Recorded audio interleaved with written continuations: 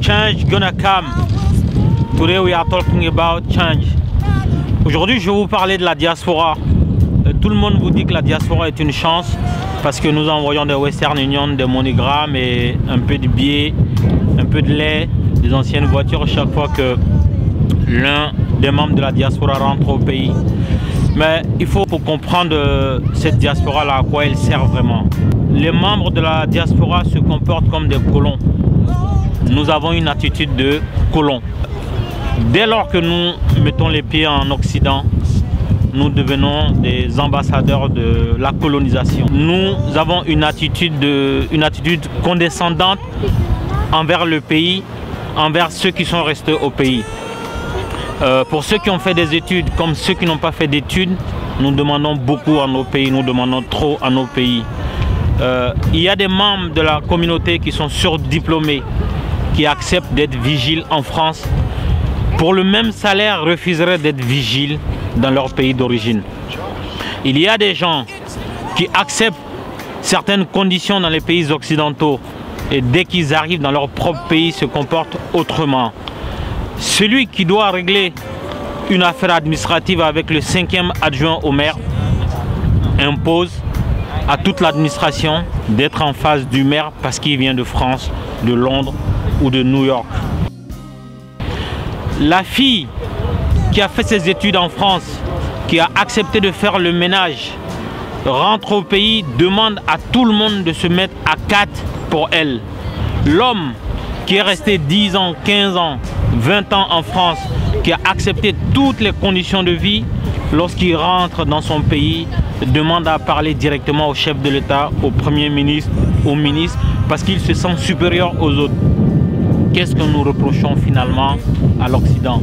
Qu'est-ce que nous reprochons aux colonisateurs? C'est de dénaturer notre culture, c'est de dénaturer notre administration, c'est de dénaturer ce que nous sommes au fond de nous. Et qu'est-ce que fait la diaspora? Certes, elle envoie des Western Union, certes, elle contribue à l'effort économique, mais cette diaspora-là détruit plus le tissu social qu'autre chose à travers ses exigences envers son pays d'origine. Personne ne veut servir le pays selon ses capacités. Tout le monde veut être surclassé. Tout le monde veut être ministre, tout le monde veut être député, tout le monde veut être le maire, tout le monde veut être le conseiller du président de la République, tout le monde veut être le président de la République. Personne n'accepte d'être rémunéré à la hauteur de sa dimension. Tout le monde se voit grand. Et ça, c'est un comportement opportuniste, c'est un comportement destructeur, c'est un comportement de colon. Il faudrait que la diaspora voie autrement le pays d'origine. Quand nous envoyons nos enfants en vacances, qu'est-ce que nous faisons? Nous exigeons qu'il y ait des McDo, nous exigeons qu'il y ait des KFC, nous ramenons le ketchup, nous ramenons le lait du matin. Et en fait, nous donnons une vision négative à nos enfants de nos pays d'origine. Nous utilisons nos pays d'origine comme un endroit pour se voir au paradis, un endroit où tout nous est dû. Alors que normalement, c'est le contraire. Et donc peut-être que nous ne nous en rendons pas compte, il faut changer notre vision de nos pays d'origine.